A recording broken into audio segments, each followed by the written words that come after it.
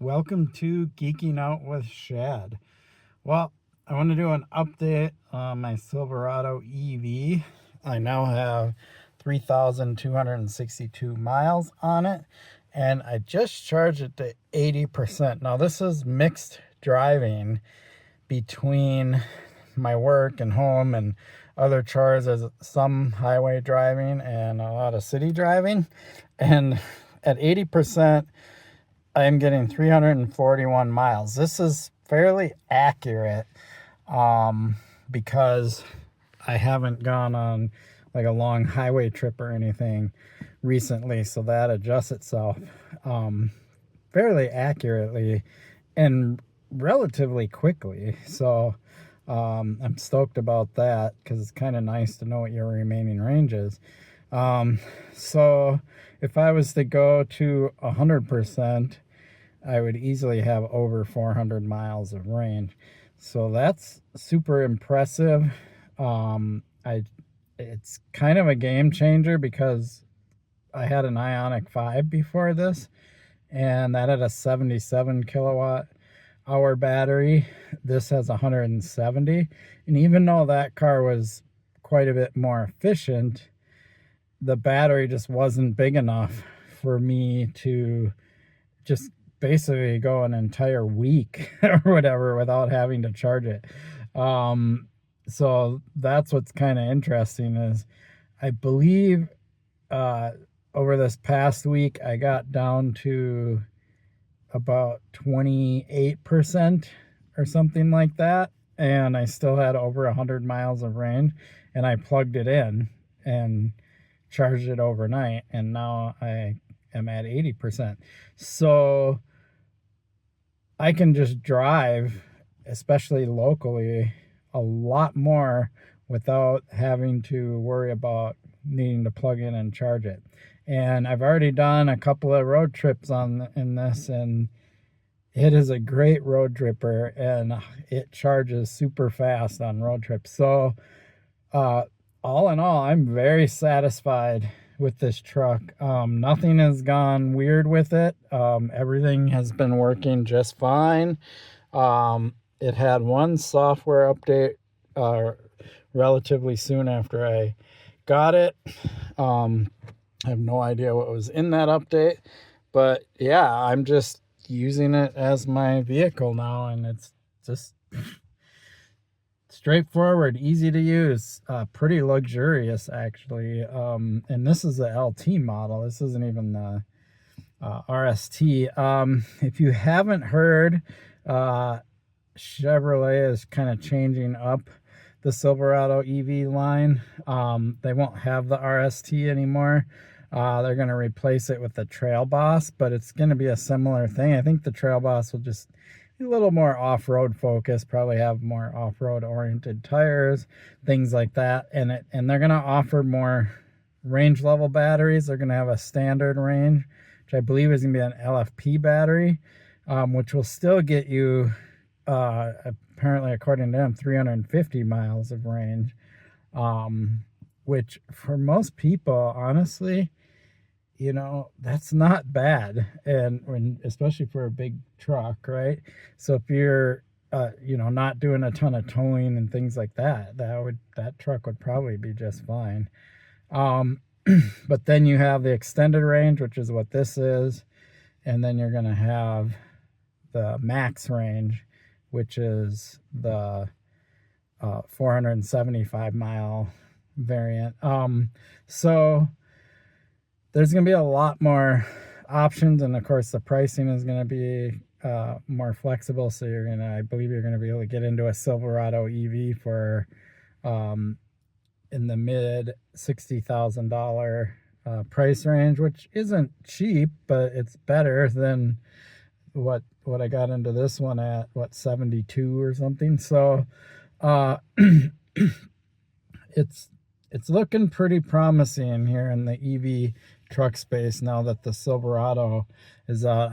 I was on the fence about getting an F-150 Lightning, but it just didn't quite do it for me. And then when the Silverado first came out, they only had the RST, and it was like $100,000, and I was like, I'm not going to pay $100,000 for a pickup truck.